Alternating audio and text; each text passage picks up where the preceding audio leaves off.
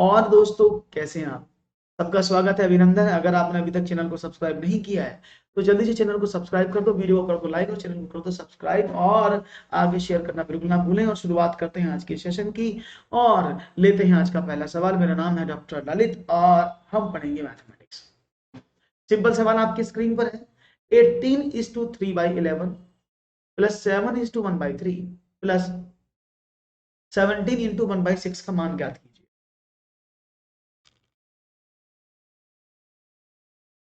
तो देखते हैं आपका जवाब क्या मिलता है। 18:3/11,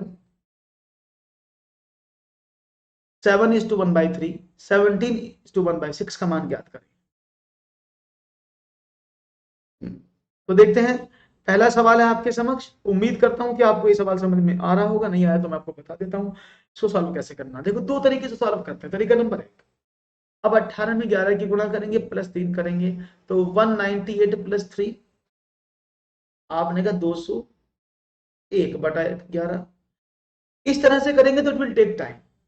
तो हम क्या करते हैं कि अगर मैं आपसे बोलूं, जैसे मैं एक एग्जांपल दे रहा हूं, पहले एग्जांपल समझिएगा। 2:1/2 वो 2 + 1/2 के बराबर होता है। 2:1/2 हमेशा किसके बराबर होता है? 2 + 1/2 के। चाहे तो कर लो, देखो 2 दूनी 4 और 1 5/2 इज इक्वल टू 2 दूनी 4 और 1 5/2। तो आप 2 + 1/2 लिखे, 2 सही 1/2 लिखे, बात एक ही है। तो हम क्या करते हैं, ये ऐसे भी तो हो सकते हैं, देखो ऐसे। तो आपने क्या काम करा, फुल फुल पार्ट को एक तरफ जोड़ लिया। तो कितना हुआ, 18 दूनी 36 और 6 42, 18 7 25 और 17 42 प्लस अंदर क्या बचा 3/11 प्लस 1/3 प्लस 1/6। बात समझ में आ रही है? तो आपने कहा 66 जो है इसका एलसीएम आया, तो 6 18 प्लस 22 प्लस 11, तो कितना हुआ 18 30 51। तो 42 प्लस 51/66, 51 का लिखेंगे आप 42:51/66। That is the right answer. समझ में आया?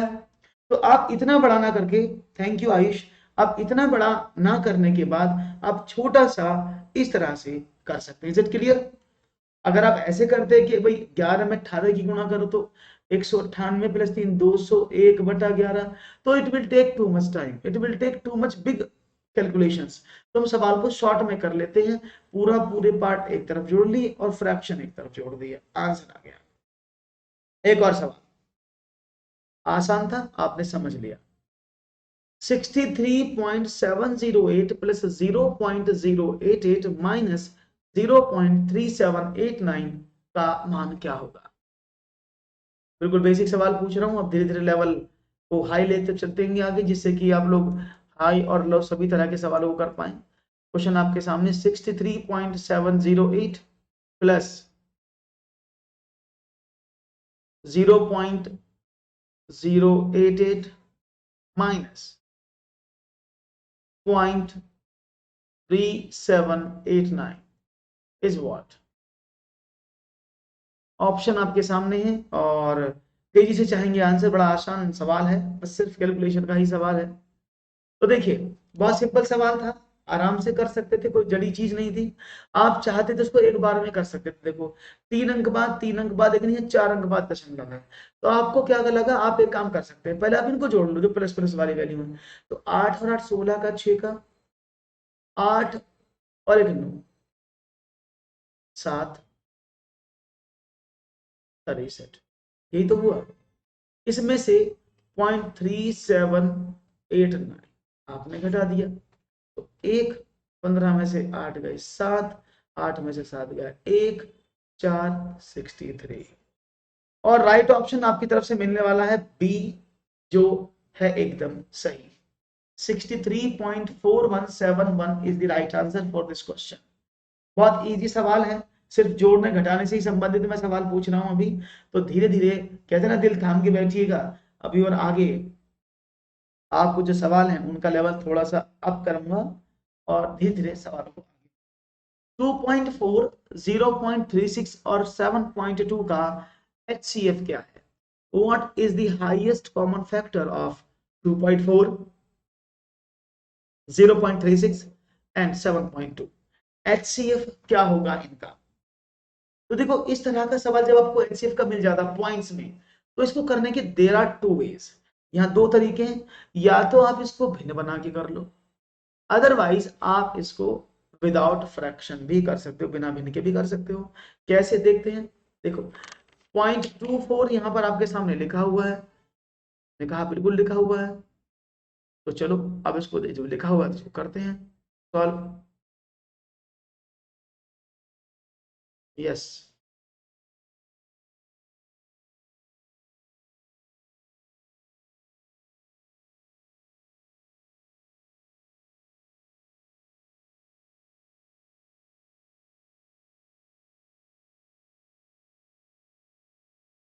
तो भैया देखते हैं क्या मिलता है जवाब आप लोगों का।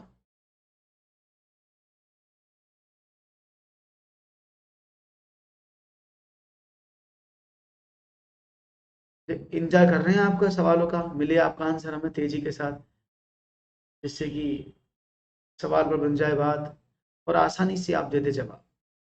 जी,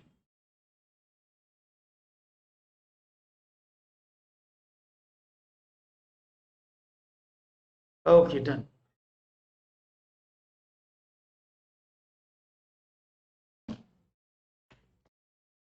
तो देखिए ऐसे सवालों को करते समय मैंने बताया सी सी आंसर आपका मिल रहा है, देखते हैं जवाब कितना आसान था। देखो देयर आर टू वे, ये लिखा था 2.4, 0.36 और 7.2। अब आपके पास दो तरीके हैं कि इन पहले अगर आपके सामने ये फ्रैक्शन नहीं बनाना है तो आप सिंपल क्या करें, देखो इसमें दो अंक बाद दशमलव है, तो अगर मैं इन सबसे दशमलव हटाना रिमूव चाहूं तो मैंने सभी में 100 का मल्टीप्लाई कर दिया। ये क्या बना, ये हो गया 240, ये क्या हो गया, ये हो गया सिर्फ 36, ये क्या हो गया, ये हो गया 720, है ना। अब आपको इसका क्या निकालना, एचसीएफ निकालना है। तो एचसीएफ कितना हुआ, 36, 240 और 72 का 12, तो 12 तो आएगा, देखो 12 3 36, 12 दूनी 24, 12 6 72, तो आपका आंसर 12 आया। लेकिन 12 एग्जैक्ट आंसर नहीं है, क्यों नहीं है, क्योंकि आपने इस 12 को प्राप्त करने के लिए स्टार्टिंग में 100 का मल्टीप्लाई किया था, तो लास्ट में 100 का डिवाइड भी तो करना पड़ेगा। तो 0.12 तरीका नंबर एक। तरीका नंबर दो क्या है कि आप इसको डेसिमल में कन्वर्ट से करते हैं, 24 को क्या लिख सकते हैं आप, 01, तो ये हो गया 24/10। 36 को क्या लिखेंगे आप, आपने कहा 001, दैट इज 36/100। और आप 72 को क्या लिखेंगे, अपॉन 10 यानी 72/10। अब इसका एचसीएफ निकालो, भिन्न का एचसीएफ क्या होता है, भिन्न का एचसीएफ, फ्रैक्शन का एचसीएफ क्या होता है, जो अंश है उसका एचसीएफ और जो डी आर है, हर है, उसका एलसीएम। तो एचसीएफ किसका निकलेगा, 24, 36 और 72 का एचसीएफ अपॉन 10, 10 और 100 का एलसीएम। तो इसका एचसीएफ कितना है, 12 3 36 और 10 और 10 का 100 का LCM 100, that is 0.12। Is it clear. तो अब चाहे ऐसे कर सकते हैं स्टेप नंबर 1, तरीका नंबर 2 आप इससे भी कर सकते हैं, या तो आप बेसिक ये कर लें या फिर दशमलव भिन्न में भी बदल लेंगे, दशमलव से आप भिन्नों में भी परिवर्तित कर देंगे, तो आपको एचसीएफ में भिन्नों का फॉर्मूला पता होता है, एलसीएम में भिन्नों का फॉर्मूला पता, you can do it easily. एक और सवाल समझ में आ गया होगा, √6 प्लस √6 प्लस √6 का वैल्यू बताओ कितना है, √6 plus √6 plus √6 plus up to infinity, इसका आंसर क्या होगा, 30, 5, 2 या 3।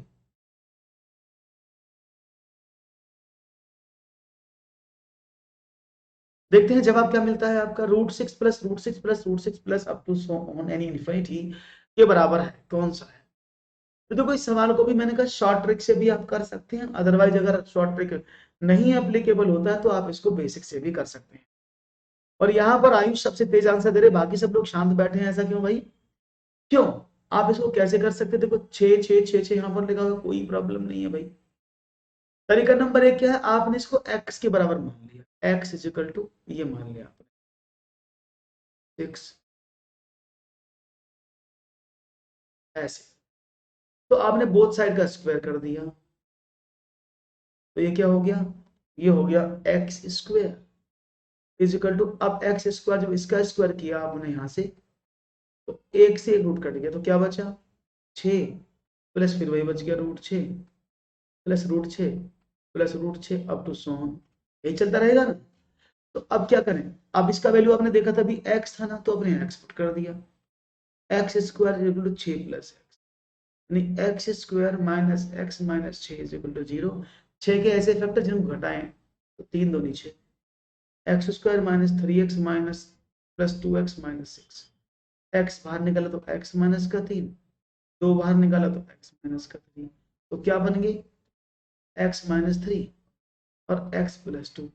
तो क्या है, एक्स का वैल्यू तो 3 आया, एक एक्स का वैल्यू 2 आया, क्योंकि संख्या नेगेटिव नहीं है तो नेगेटिव तो होगा नहीं, तो आपने कहा एक्स इक्वल टू 3। ये तो बेसिक है, इसे तो बेसिक से करते हैं हम। हाँ बिल्कुल आयुष, अदरवाइज अगर आपको ऐसा संख्या मिल जाए, ऐसा सवाल मिल जाए, तो बस आप ये इमेजिन करें कि क्या कहीं वो दो लगातार कॉन्जुगेटिव नंबर की मल्टीप्लाई तो नहीं है।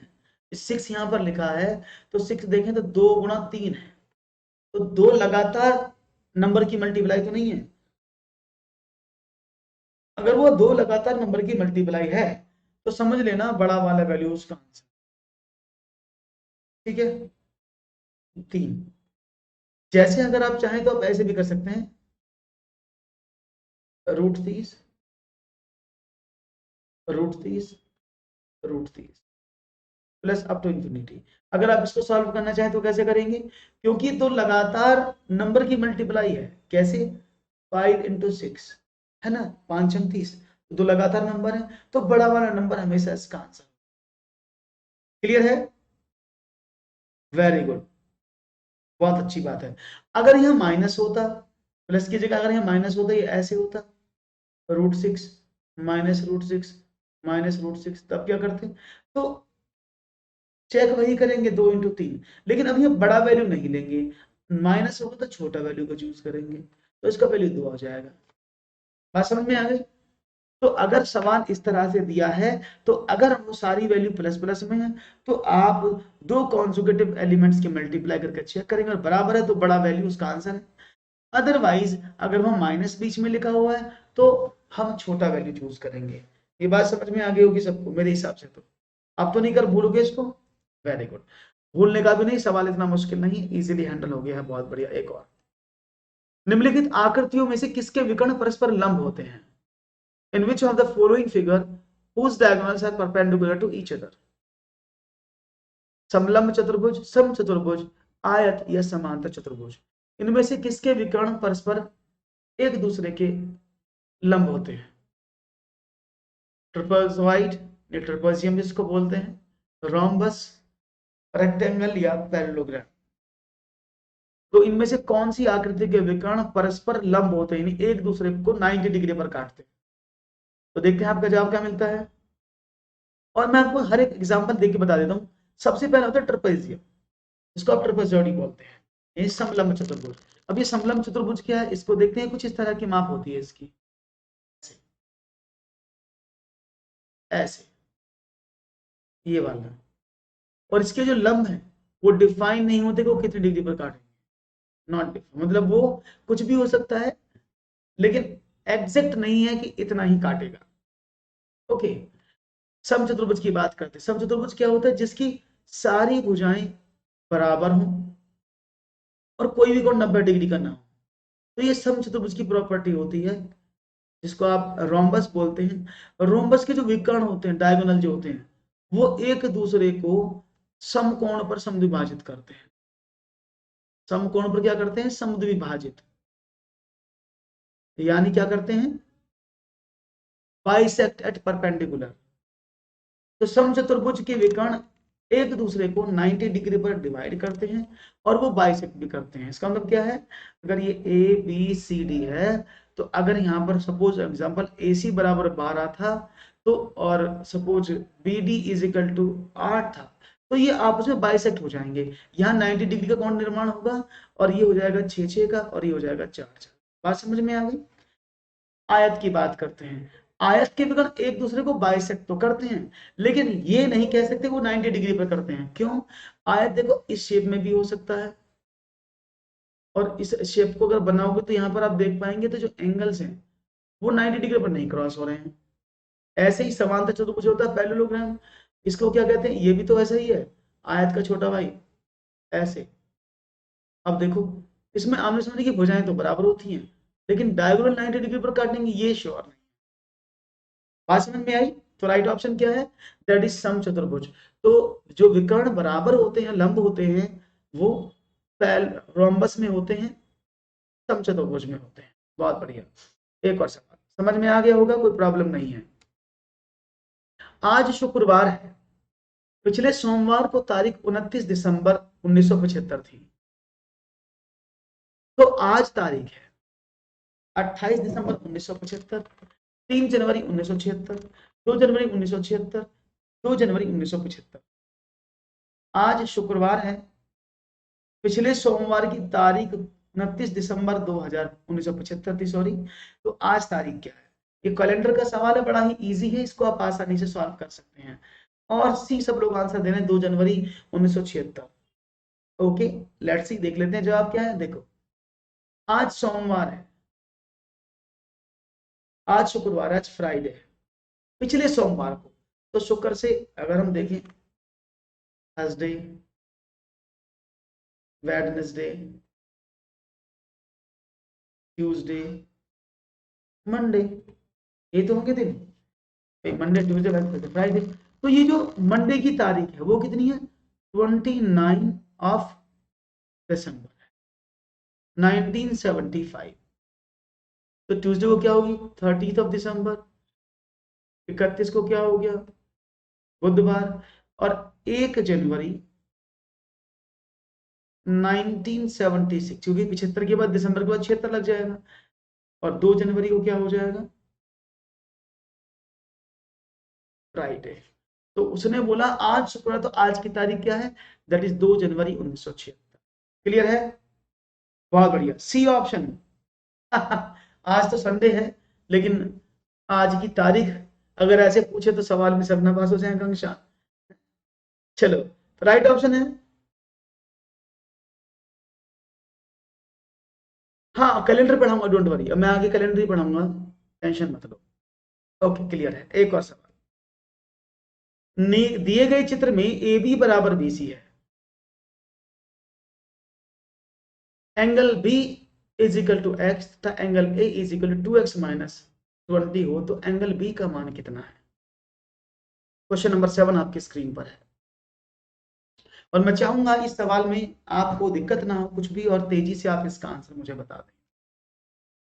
तो देखते हैं आपका जवाब मुझे क्या मिलता है। Let's see what will be your right answer, and try करते हैं कि आपके सवालों के जवाब सभी सारे अच्छे मिले। दिए गए चित्र में ए बी बराबर बी सी है, और जब ये कहानी आपके सामने कह देता है कि ए बी बराबर बी सी है, तो इस बात को आपको याद रखना है कि इसका मीनिंग क्या है। अगर वो बोल रहा है ए बी बराबर बी सी है, तो इसका मीनिंग समझ रहे हैं ना आप क्या है? ये समद्विबाहु त्रिभुज है, जानते हैं उसको? समद्विबाहु का मतलब समझते हैं ना? It is what, it is आइसोस्केल ट्राइंगल। ये आइसोस्केल ट्राइंगल आपके सामने। तो देखते हैं आपका जवाब लाजवाब होता है कि नहीं होता है, ये तो आप बताएंगे। और यहाँ पर हाँ, आएगा आएगा, एक मिनट में आएगा, वेट कर रहे हैं। तो देखो सवाल बड़ा आसान था, क्योंकि यहाँ पर ए बी बराबर, और चित्र में सब कुछ साफ साफ बना है, आपको कुछ करना ही नहीं है। अगर मैं इस चित्र को नहीं बना के देता तो आप आसानी से सवाल कर सकते थे, मुश्किल होती, लेकिन तो उसने बोल दिया है। खुद देखो कि भाई ए बी बराबर बी सी है, तो ए बी और बी सी बराबर बराबर है, बी एक्स का है, तो भाई ये दोनों कोण तो बराबर हो गए ना, क्योंकि समद्विबाहु त्रिभुज है। तो समद्विबाहु त्रिभुज है तो दोनों चीजें बराबर होती हैं, ये एंगल एंगल। और सब जानते हैं कि त्रिभुज के तीनों अंतः कोणों का टोटल कितना होता है, 180। तो सबको जोड़ दूं, x plus 2x plus 20 plus minus 2x minus 20, यही तो है, बराबर 180 होना चाहिए। तो x, 2 और 2 4 और 1 5, 5x माइनस का 40 इज इक्वल टू 180। तो भाई 5x is equal to what, आपने कहा 180 प्लस 40, और 5x is equal to 220, x is equal to 220 upon 5, that is 44 degree. Option number B. आसान था, कुछ नहीं करना था इसमें। अगर ये आकृति ना बनी होती तो दिक्कत होती आपको, लेकिन ऑलरेडी शेप जो है बना के दिया हुआ है, तो आपको सिर्फ इनको जोड़ करके इन्हें 180 के बराबर तो रखना था, आपका आंसर आ जाता, कोई दिक्कत नहीं होती। बढ़िया, तो भाई लाइक वाइक करते रहो सेशन को जल्दी से, जैसे कि मनोबल बढ़ता रहे हमारा भी। और चैनल को सब्सक्राइब करना बिल्कुल ना भूलें, लाइक और शेयर तो करते रहे। एक और सवाल लेते हैं, चलिए बताइए। एक समबाहु त्रिभुज वृत्त के अंदर बनाया गया है, वृत्त का केंद्र है O, तब भी ओ सी किसके बराबर है?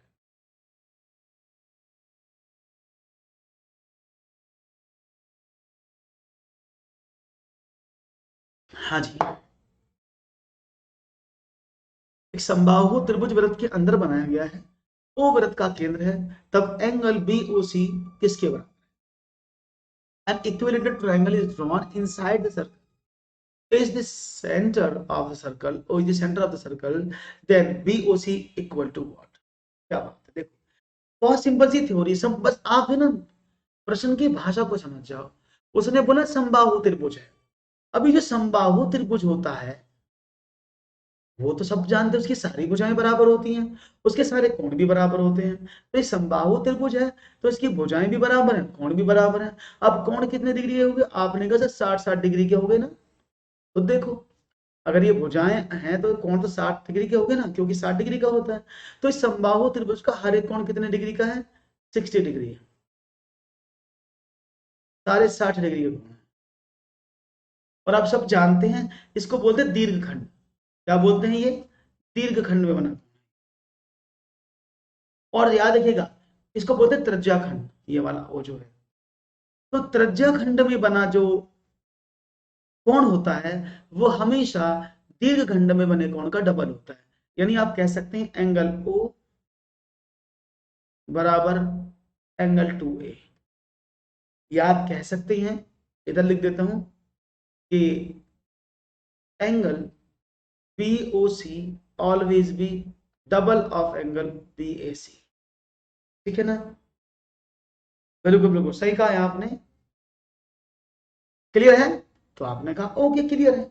तो मतलब क्या हुआ, जब ये वाला, इसको ऐसे भी बोल देते हैं कि angle B A C is equal to 1/2 BOC, ये भी वही बात है। ये दोनों प्रॉपर्टी को कई बार देखने को मिल जाए, लेकिन समबाहु। तो अगर ये 60 का है तो डबल हो गया, कितने का हो गया? विदाउट पेन भी सवाल को आप कर सकते हैं। सबने दिया है वैसे आंसर, बहुत अच्छा। और ये 3 किसने दे दिया? साधना। 180 कैसे हो जाएगा? 180 का तो कोण भी नहीं बनना, आप खुद देखिएगा। देखने से भी आप नहीं कह सकते कि 180 का कोण है, क्योंकि 180 का कोण तो सीधी रेखा पर बनता है ना, स्ट्रेट लाइन पर। आसानी से दिया जवाब, खूबसूरत जवाब आपका। एक और सवाल आपकी स्क्रीन पर। शीर्ष से किसी त्रिभुज की सम्मुख भुजाओं पर खींचे गए लंब एक बिंदु पर मिलते हैं, उसका नाम क्या है? The perpendiculars drawn from the vertex of the opposite sides of a triangle meets at a point which is called, that is, incenter, circumcenter, centroid, orthocenter। इसको इंसेंटर भी बोलते हैं। और ये सवाल बहुत इंपॉर्टेंट है, एग्जामिनेशन में इस तरह का सवाल पूछा जाएगा, आप नोट कर लें। और यहां पर डी मुझे मिल रहा है, लंब केंद्रक बोल रहे हैं बहुत सारे बच्चे, कोई बहुत सारे बोल रहे हैं। ओके, डी लंब केंद्र समझने की कोशिश करेंगे। देखो, शीर्ष से किसी भुजा के सामने, तो मैं आपको सारे बता देता हूं। ये जो अंतः केंद्र होता है ना, ये कब बनता है? ये बनता है जब आप किसी भी त्रिभुज के जो एंगल्स हैं, ये ए कोण है, ये बी कोण है, सी कोण है, कोणों के अर्धक से बनो, इससे एंगल के अर्धक से बनो।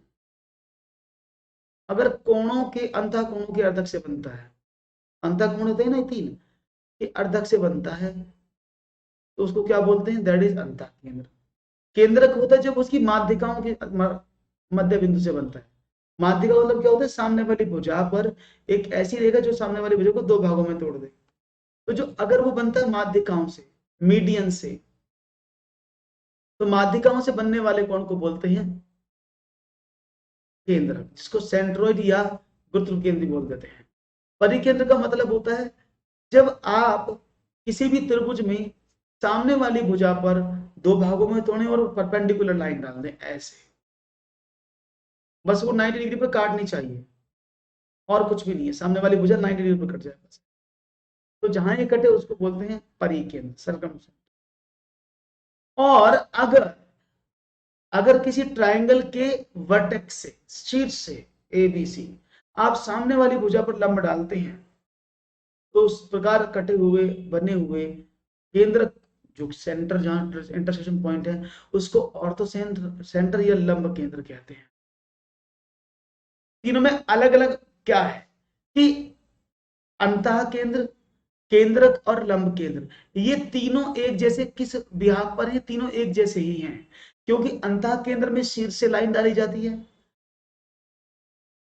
केंद्रक में शीर्ष से लाइन खींची जाती है, लंब केंद्र में भी शीर्ष से लाइन खींची जाती है, वर्टेक्स से लाइन ड्रॉ की जाती है। लेकिन सिर्फ सरकम सेंटर यानी परिकेंद्र ऐसा है जिसमें शीर्ष की कोई जरूरत नहीं होता है, लाइन शीर्ष से जाए या ना जाए कोई फर्क नहीं पड़ता है, याद रहेगा। तो शीर्ष से सिर्फ नया लाइन खींचने का कौन सा केंद्र जिसमें शीर्ष से लाइन नहीं खींचते? परिकेंद्र।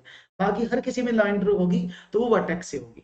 Is it clear? समझ में आ गया सवाल? बहुत अच्छा, चारों समझ में आ गए। लंब केंद्र क्या है, अंतः केंद्र क्या है, केंद्र क्या है, मुझे लगता है सबको समझ में आ गया होगा। यदि 135 मीटर लंबी एक रेलगाड़ी 54 किलोमीटर प्रति घंटे की गति से गतिमान है, तब यह एक टेलीग्राम के खंभे को पार करने में कितना समय? यानी आप सवाल करें तब तक मैं सवाल बना देता हूं।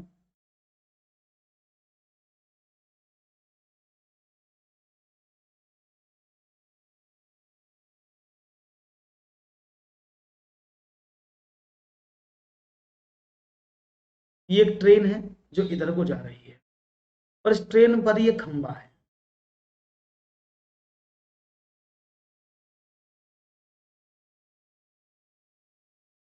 इसको ये पार करना चाहती है।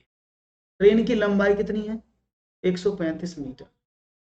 स्पीड कितनी है इस ट्रेन की? 54 किलोमीटर पर आवर। तो आपको सवाल मैंने चित्र बना दिया, आपको क्या बताना है?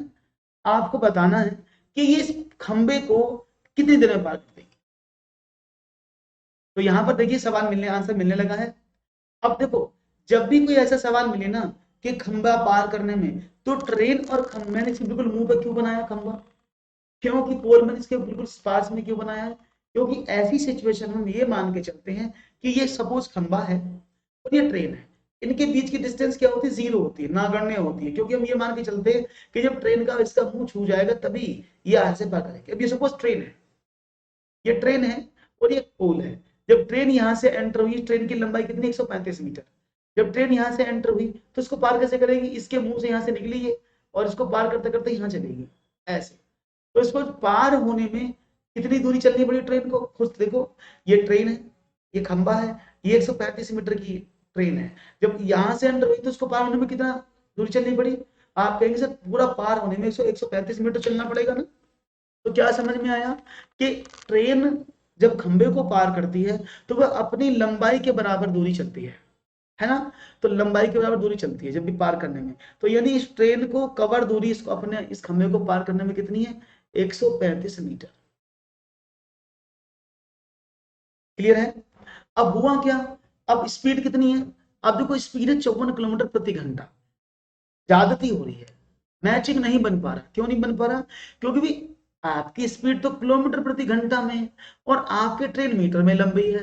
तो यानी आप इस किलोमीटर को जब भी सॉल्व कर सकते हैं जब दोनों ही मात्राएं एक ही यूनिट में हो।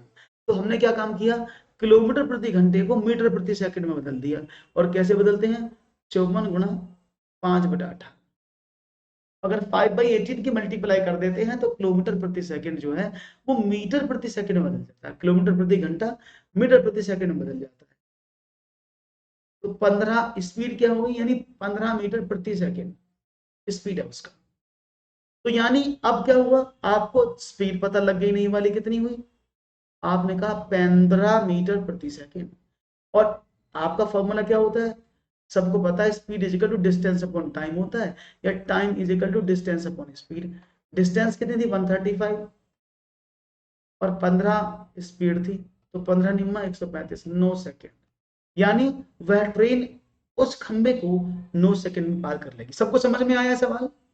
बहुत सारे बच्चों को समझ में नहीं आता सर 5/18 की मल्टीप्लाई क्यों करी आपने, तो इसको भी बता देता हूं। देखिए, जब आप किलोमीटर प्रति घंटे को मीटर प्रति सेकंड में बदलते हैं, तो देखो 1 किलोमीटर में कितने मीटर होते हैं, आपने कहा 1000, और 1 घंटे में कितने सेकंड होते हैं, आपने कहा 60 × 60। ऐसे बदला है इसको, तो 10/36 डिवाइड करेंगे तो 5/18। इसलिए हम सीधा जब किलोमीटर प्रति घंटे को मीटर प्रति सेकंड में बदलते हैं तो हम सीधा मल्टीप्लाई कर देते हैं 5/18 का। क्लियर है? समझ में आया? या आप ऐसे भी मान सकते हैं कि किलोमीटर प्रति घंटे को जब मीटर प्रति सेकंड में बदलते हैं तो छोटी भिन्न की मल्टीप्लाई होती है। ये तो सबको पता है, बस ये कंफ्यूजन रहता है कि 5/18 की मल्टीप्लाई करें कि 18/5 की मल्टीप्लाई करें। तो अगर आप छोटे फ्रैक्शन में बदल रहे हैं, किलोमीटर से छोटे की तरफ चल रहे हैं, तो छोटी भिन्न की गुणा। अगर आप किलोमीटर में बदल रहे हैं, बड़े में बदल रहे हैं, तो बड़ी भिन्न की मल्टीप्लाई। आंसर आ जाएगा। क्लियर है? समझ में आ गया होगा भाई। मेरे हिसाब से तो कोई प्रॉब्लम नहीं होनी चाहिए। एक और प्रश्न लेते हैं फिर तो समझ में आया है। तो 5 वर्ष पहले पी तथा क्यू की औसत आयु 15 वर्ष थी। अब पी क्यू तथा आर की औसत आयु 20 वर्ष है। तदनुसार 10 वर्षों बाद आर की आयु कितनी हो जाएगी? तो देखते हैं आपका जवाब क्या मिलता है। 5 वर्ष पहले की बात कर रहा है वो। तो अगर मैं आपसे सवाल कर रहा हूं, तो अगर मैं ये बोलूं कि माना पी और क्यू की वर्तमान आयु एक्स और वाई वर्ष है, वर्तमान की बात, प्रेजेंट की बात कर रहा हूं, क्योंकि प्रेजेंट आयु मेरे सामने दी हुई है यहाँ पर। तो मैंने कहा अगर, और यहाँ पर आर है, तो आर की आयु फॉर एग्जाम्पल जेड वर्ष है, तो मैंने माना पी क्यू आर की जो वर्तमान आयु है वो एक्स वाई जेड वर्ष है। तो अगर मैं बात करूं 5 साल पहली क्वेश्चन थी, 5 साल पहले, तो पी की 5 साल पहले वैल्यू क्या हो जाएगी, आपने कहा एक्स माइनस का 5, क्योंकि कितनी हो जाएगी वाई माइनस का 5, ये तो हो जाएंगी भाई। 5 वर्ष पहले तो 5-5 साल कम हो जाएंगे उनकी उम्र। आपने कहा बिल्कुल सही है। उसने क्या कहा था कि 5 वर्ष पहले पी और क्यू की का औसत इतना था। तो यानी औसत कैसे निकालते हैं, x-5 प्लस y-5, दो संख्याओं को डिवाइड करके तो उनका औसत 15 आता है। तो यानी x-5 plus y-5 is equal to 15 × 2। या आप कह सकते हैं यहाँ कि x प्लस वाई बराबर 30 प्लस का 10, क्योंकि माइनस माइनस 5 10 हुआ, 10 माइनस का उधर जाके प्लस का हो जाएगा। तो आपके सामने इक्वेशन आ गई x plus y is equal to 40। कोई प्रॉब्लम तो नहीं है?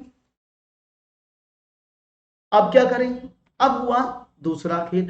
अब उनकी जो वर्तमान आयु का औसत है वो कितना, 20 वर्ष है। आयु, ये औसत रहना है, मिस हो गया, औसत है। तो अब कितने आयु होगी, आपने कहा सर एक्स वाई और जेड इनकी टोटल आयु देखें तो वो 20 है, क्योंकि औसत आयु दी तो 3 नीचे चला गया, तो कितना हो गया x plus y plus z is equal to 20 multiply by 3। अब एक्स वाई का तो आपको पता है दैट इज कितना 40, तो यानी 40 plus z is equal to 60 और z is equal to 60 minus 40, तो z इज इक्वल टू 20। और z किसकी आयु थी, r की। तो यानी r की वर्तमान आयु कितनी है, 20 वर्ष है। उसने बोला 10 वर्ष बाद, तो 10 साल बाद तो 10 और जोड़ दो उसमें, तो कितनी होगी 30 वर्ष। तो 10 वर्ष बाद जो r की आयु है वो 30 वर्ष हो जाएगी। क्लियर है? कोई प्रॉब्लम तो नहीं किसी को? समझ में आ गया होगा सबको। एक एक स्टेप से मैंने आपको समझाया, मे बी मैं समझाने में सफल रहा हूं आपको, और आपको सवाल समझ में आ गया होगा पक्का कि आखिरकार सवाल में हमें करना क्या था। वेरी गुड, बढ़िया। आगे बढ़ते हैं अब एक और सवाल की तरफ, ये समझ में आ गया आपको। वन मोर क्वेश्चन आपके स्क्रीन पर, ये रहा। एक कुर्सी को 10% हानि पर बेचा जाता है। यदि इस कुर्सी को 840 रुपए में बेचा जाता तो इस पर 40% लाभ होता। कुर्सी को कितने में बेचा गया?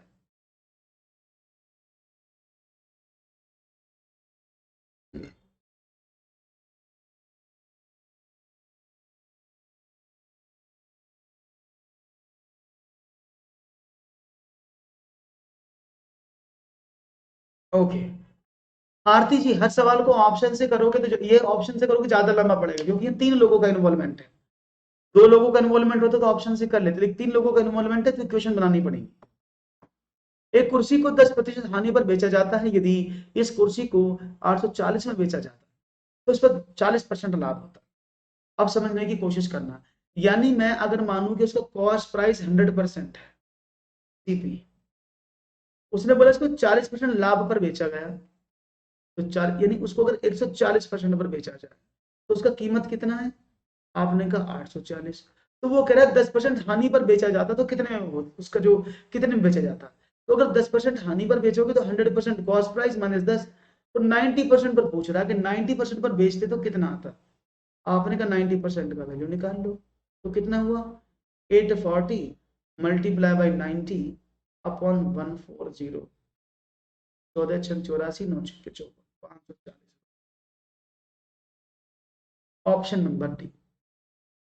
सबको समझ में आ गया हो, ये तो ऑप्शन नंबर डी तो आसान, मुझे तो लगता नहीं गलती किसी कोई करेगा इसमें, कोई गलती नहीं हुई है आपसे, ना ही आप कोई गलती करेंगे, और उम्मीद है कि आपका सवाल बहुत अच्छे से मिला है, आंसर बहुत अच्छे से आपने दिया, दैट्स वेरी नाइस। चलो तो आगे बढ़ते हैं और फिर आगे सवालों की, सबको समझ में आया, कोई ऐसा मेरा साथी जिसको ये समझ में ना आया हो तो प्लीज लेट मी नो, नहीं तो फिर हम आगे बढ़ते हैं और नए प्रश्न की तरफ बढ़ते हैं, देखते हैं नया प्रश्न क्या है आपकी स्क्रीन पर। ऑल ऑफ यू रेडी ना, फिर से भाई देखो, कोई भी चीज समझने की कोशिश करना, एक बार फिर से बुलाया है, देखो मैंने माना कॉस्ट प्राइस किसी वस्तु का 100% होता है, उसने बोला उसे 10% हानि पर बेचा जाता है, तो भाई 100% में अगर आप 10% की हानि कर दोगे तो यानी वो 90% में बेची जाएगी। उसने बोला अगर लाभ पर बेचते 40% लाभ पर, तो क्या होगा, प्लस का 40% आपने यहाँ जोड़ दिया, तो ये 140% हो गया, यानी वो कह रहा है 140% पर चीज बिकी तो वो 840 रुपए की थी, तो पूछा 90% पर बेचते तो कितने की जाती है ना, तो 90% का आपने वैल्यू निकाला, कैसे निकालते हैं, ऐसे क्रॉस मल्टीप्लीकेशन कर देते हैं, तो 840 मल्टीप्लाई बाई 90 अपॉन 40, जीरो से जीरो कट गया, 14 6 84 9 6 54, 540 रुपए एकदम सही जवाब है। ठीक है भाई, पढ़ते हैं एक सवाल और, देखते हैं one more question for you guys क्या कहता है। 2 सही 1/2 इंटू 2 सही 4/5 को सरल कर दो, कितना आएगा, देखते हैं क्या मिलता है।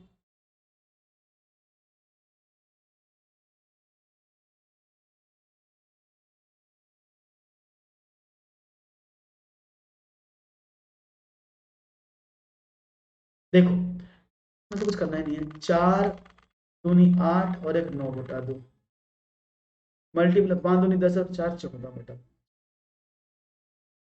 तो कितना हुआ 14 निम्मा 126 10, 2 से काट दें 5 बार, 2 से काट दें 63 बार,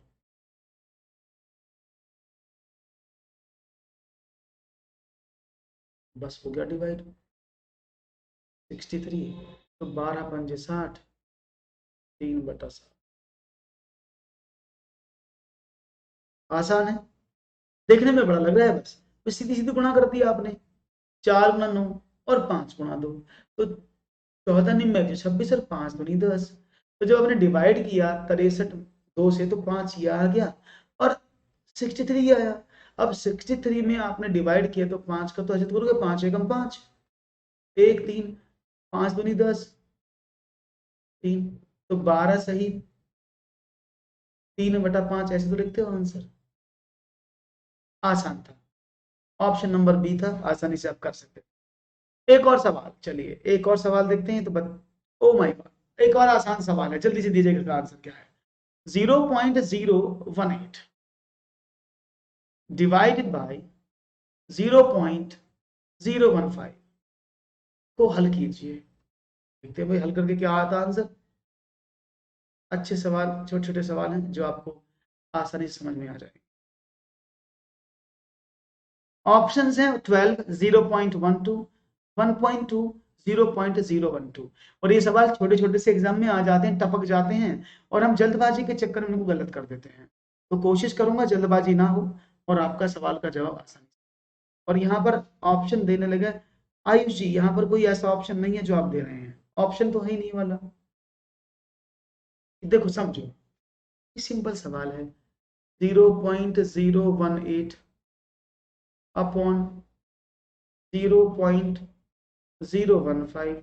अब देखो 3 अंक बाद दशमलव ऊपर नीचे तो कट गया, तो क्या बचा, 18/15। 3 से काट लो, 3×6 = 18, 3×5 = 15, 5×1 = 5 और 5×2 = 10।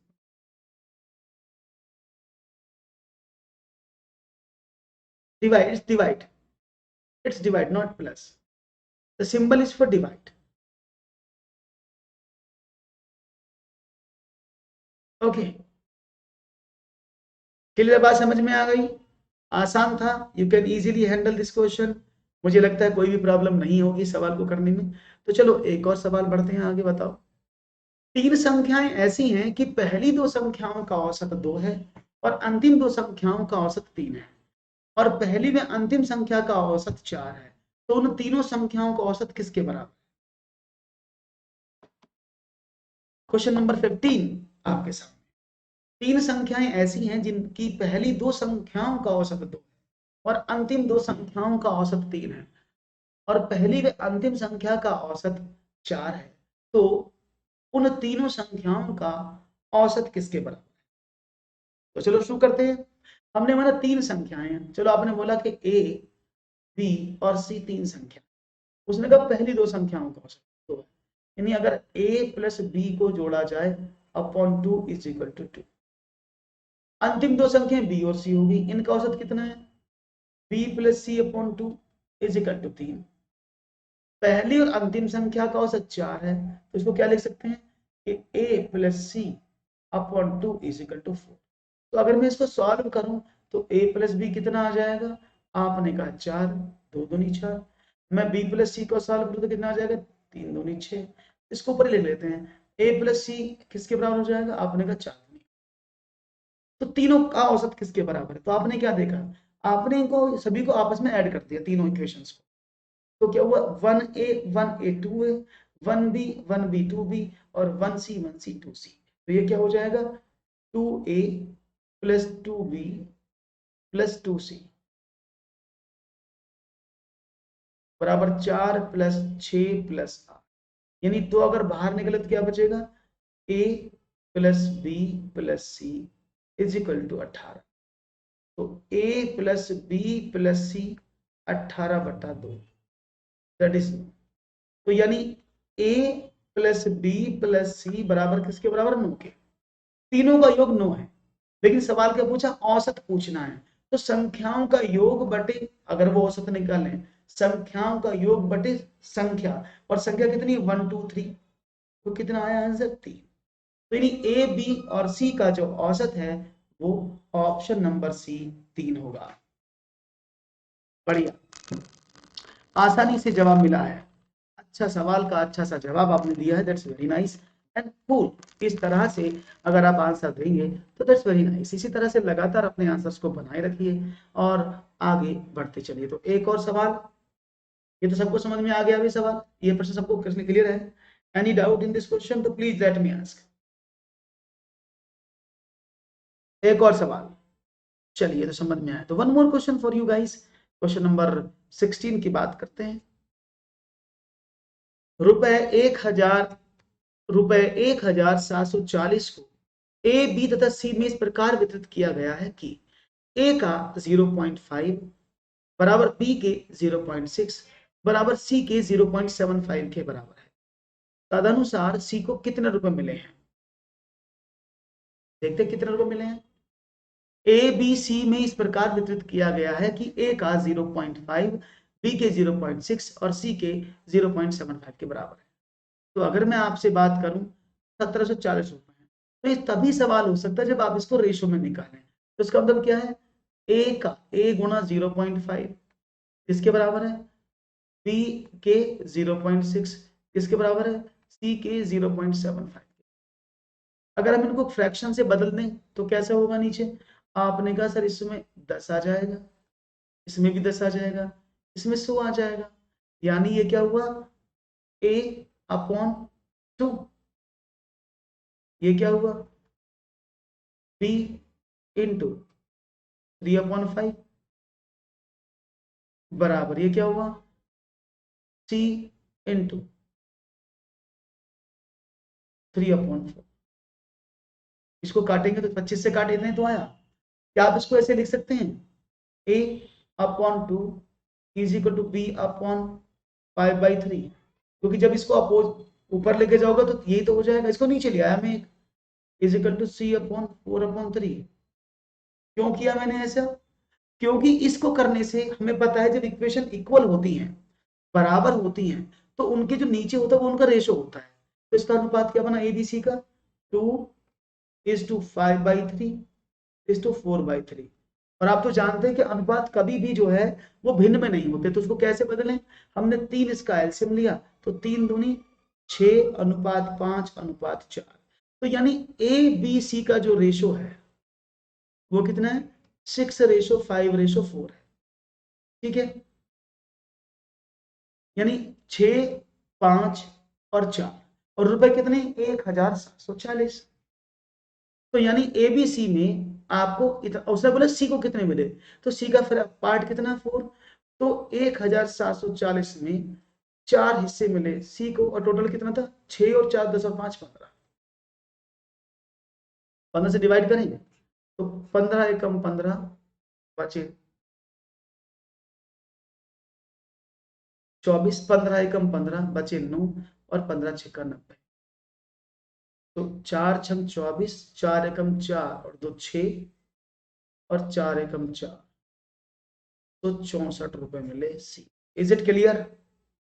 हाँ जी, राइट ऑप्शन इज 4। समझ में आया कैसे किया सभी लोगों को, कैसे हुआ है प्रश्न? तो जब भी इस तरह के क्वेश्चन हम करते हैं, हम क्या करते हैं अगर वो बराबर हैं तो हम ऊपर सिर्फ ए बी सी को छोड़ते हैं और नीचे उनके पार्ट लिख देते हैं, तो वही उसके अनुपात में कन्वर्ट होते हैं। लेकिन अनुपात जो होता है वो फ्रैक्शन में नहीं होता। हम क्या करते हैं उसके लिए, हम उसके लिए उसका एलसीएम लेकर उसको बराबर करते हैं। तो हमने इस वाली इक्वेशन में जब ये आई तो 3 हमने जब एलसीएम लिया तो 3 एकम 3 दूनी 6, ये 3 3 था तो 5 4। तो यानी ये जो एबीसी का अनुपात है तो उस चीज को एबीसी में अगर आप बांटोगे तो वो 6:5:4 में बटेगी। और जब 4 रेशो को आपने देखा, क्योंकि सी का हिस्सा कितना है 4 है और टोटल हिस्से कितने 15 है, तो 1740 का चौथा हिस्सा आपने निकाला और 15 से डिवाइड कर दिया और आपको आसानी से आपका आंसर मिल गया। इज इट क्लियर ना? बात समझ में आ गई? तो भाई आज के सवाल आपको कैसे लगे? मुझे लगता है आपके सवालों ने आज आपने आनंद लिया होगा और काफी अच्छा समझ में भी आपको प्रश्न आए होंगे। होप सो कि ये सवाल आपको बहुत पसंद आए होंगे। तो दोस्तों आज के लिए इतना ही। अगर आपको सेशन अच्छा लगा तो लाइक जरूर कर दीजिएगा और सेशन को सब शेयर करना बिल्कुल मत भूलिएगा। Thank you very much.